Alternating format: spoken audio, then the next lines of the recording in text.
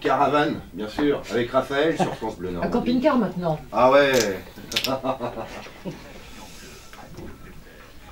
C'est vrai que nous on est plutôt la radio du camping-car, vous avez raison, Annie. Et on parle d'information aujourd'hui, on évoque l'information telle qu'on la traite dans les coulisses de France Bleu Normandie, parce qu'on vous la livre, vous l'entendez à 6h, 6h30, 7h, 7h30, toutes les heures, tout au long de la journée. Delphine Garneau, la rédaction de France Bleu Normandie, vous, rédactrice en chef aujourd'hui, c'est un staff de combien de personnes sur le terrain, comme ça, au quotidien? 10 journalistes. Une dizaine de journalistes. Voilà, une dizaine de journalistes. Nous avons 2 journalistes au Havre, un journaliste à Évreux, et puis le reste est à la rédaction de France Bleu Normandie à Rouen, présente les journaux du matin, de la journée, et les reporters.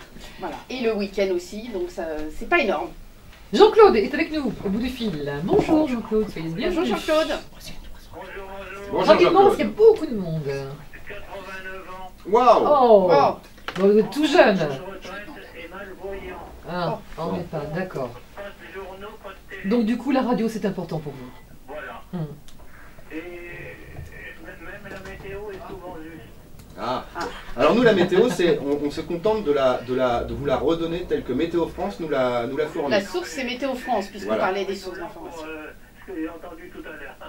Merci Jean-Claude. Mmh. Bon, Et en fait, oui, j'aime bien vos infos de proximité. Mmh. Bon, je suis un peu frustré quand vous renvoyez vite sur l'ordinateur. ouais, on l'a évoqué tout à l'heure, je comprends, oui, effectivement. C'est pas fait pour tout le monde. Bon. Oui, non, mais- Qu'est-ce qui vous intéresse? Qu'est-ce qui vous intéresse? Quand même, hein. Qu'est-ce qui vous intéresse le plus? Merci. La politique, ce qui se passe dans la région, le sport Le sport, je suis les deux footeux du Havre. Alexis Bertin et Bertrand Queneut. Voilà. Vous suivez Allez, les le hack, retransmissions. alors. Allez le hack. Oui. Ah, ça va pas fort quand même. mais- Le QRM qui a du mal. Ah oui. Là c'est la loi du sport. C'est moche. Merci beaucoup Jean-Claude, on vous embrasse. Bonne journée à vous. Moi aussi. Et on va Bonne dire journée Jean-Claude. Emmanuel à Côte-Bec-les-Elbeuf. Bonjour Emmanuel. Oui, bonjour à toute l'équipe. On vous écoute. J'ai entendu qu'il y avait beaucoup de monde, alors je vais être très brève. Le retour sur les informations, les dossiers complets, par exemple, vous l'avez évoqué à 2 reprises. Alors je vous rassure, c'est même pas une question d'âge, parce que moi j'ai 36 ans, je n'ai pas de Facebook, oulala. C'est pas grave. Et je n'aime pas non plus qu'on nous oriente très volontairement sur l'internet pour avoir des infos. Moi, ce que j'aime en vous écoutant, justement, c'est que vous avez les infos proches de chez nous, des reportages sur ce qui se passe autour de chez nous. Si on a envie d'avoir l'image ou la vidéo qui va avec cette information, on a la chance d'avoir encore le journal régional de vos collègues. J'espère que je ne fais pas de gaffe. Non, vous pouvez parler de Paris-Normandie, vous pouvez parler de la Dépêche, du Courrier Cauchois, vous pouvez, il n'y a aucun problème. Voilà, donc moi on aime bien aussi avec mon mari regarder France 3 Normandie parce que justement c'est des choses, ça nous remet un peu du baume au cœur malgré tout ce qu'on peut avoir comme information triste ou mouvementée en ce moment. Et puis merci aussi beaucoup à toute l'équipe parce que justement vous êtes la seule radio proche de nous avec de l'empathie. Moi je peux écouter les informations avec mes enfants qui sont petits, ma fille elle a 6 ans et demi, elle comprend, si elle comprend pas elle me demande. Vous êtes les seuls vraiment à utiliser des termes simples mais je suis émue parce que en fait je vous ai appelé parce que la petite dame m'a beaucoup contrariée. Donc même quand vous nous annoncez de la pluie, vous nous mettez du baume au cœur. Bon. Merci Non. Emmanuel. C'est ça la radio, où il y a des moments où ça se passe mal. Voilà. Voilà. Et Moi je vous écoute vraiment tous les jours.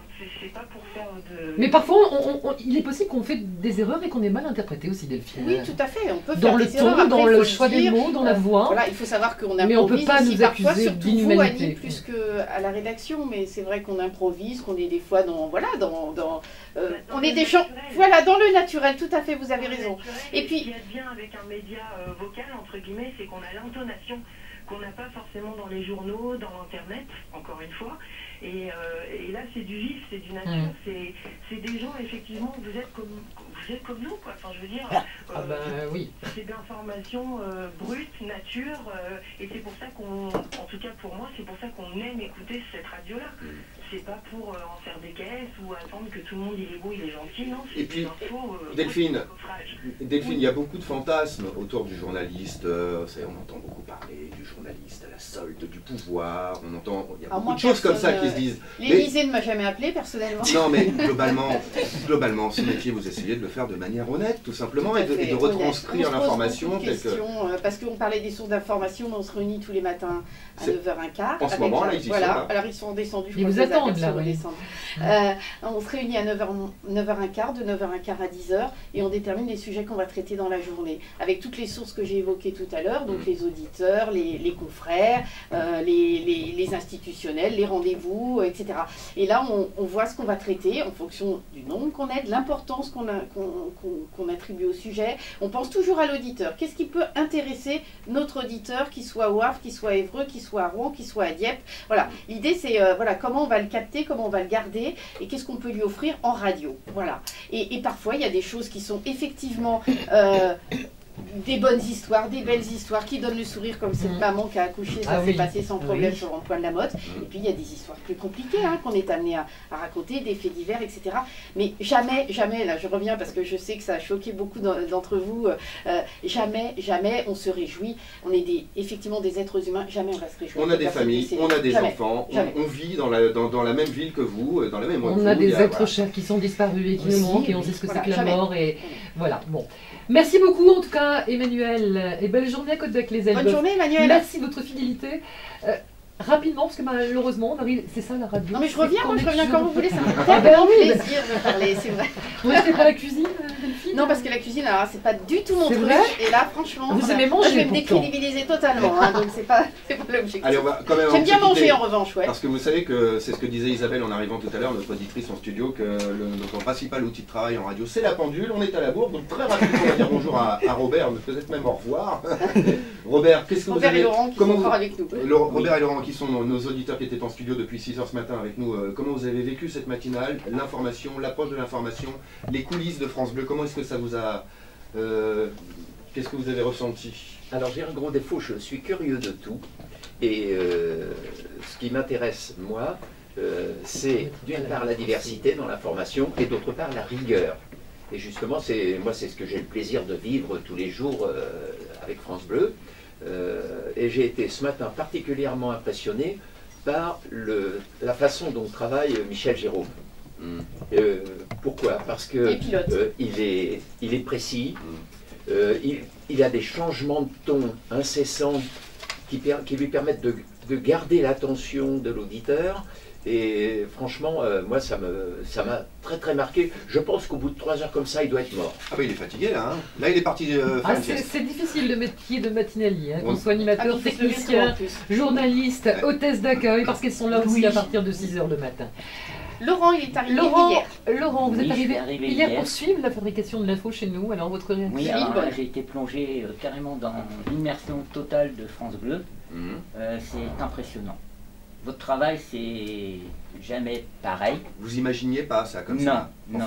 Parce que quand on écoute la radio, vous entend à la radio, on n'a pas de visage. On a la face émergée de l'iceberg, voilà. Et vous avez vu les coulisses. Voilà, je suis totalement bouleversé par votre travail parce que c'est immense. C'est vraiment à la minute, à la seconde près. Et on en parlait hier, je disais, mais si tout de suite, il y a un événement qui se passe, vous recevez un appel, comment vous le traitez? Donc on m'a répondu, on le traite, attention, on va vérifier les sources, on va appeler s'il y a besoin la gendarmerie, les pompiers, éventuellement la justice, si c'est un fait divers comme vous avez eu dernièrement, la personne qui s'est trouvée tuée devant la prison à Évreux, à sa sortie de prison. Vous avez on a eu l'information assez vite, on a mis un peu de temps à la vérifier. Tout à fait. Donc, il y a des journalistes qui sont d'astreinte la nuit parce qu'il se passe beaucoup de choses la nuit. Merci. C'est souvent moi. C'est souvent moi. Voilà. Mais ça va, je survis, vous voyez, je crois le sourire. Ah oui, c'est vrai que... Voilà, c'est de la radio, vous ne voyez pas le sourire de Delphine, mais j'imagine que vous l'entendez. Voilà, exactement. Delphine Garneau, rédactrice en chef de France Bleu Normandie. Et évidemment, Moi, je reviens, on hein, salue vous toute m'invitez, l'équipe. on en refait. Quand vous voulez, moi j'ai adoré cette émission. Moi aussi. Allez, Merci Delphine. merci Laurent, merci, Merci. Isabelle, nos auditeurs. Merci à vous. Merci Robert. Merci Robert et tous ceux qui visitent encore les studios de France Bleu. Vous êtes évidemment les bienvenus tous les jours. On parle de mobilité aujourd'hui, on parlait de bouchons, et ben demain on prend le vélo. Oui, avec Electroscoot et Jean-François, bah oui, avec le retour des beaux jours, ça nous a donné envie de monter une émission sur le vélo électrique. À un moment où il se remet à pleuvoir, bien sûr. Donc nous en parlerons demain avec Jean-François qui va nous parler du prix, de la technologie, des subventions. De la réglementation aussi, La hein, il y a des réglementation. vitesses à ne pas dépasser en vélo. Il y a des En règles vélo aussi, aussi. on ne fait pas de vélo sur les trottoirs, C'est par ça. exemple. Demain, après les infos, donc de 9h sur France Bleu Normandie. Est-ce que vous faites le speak hack?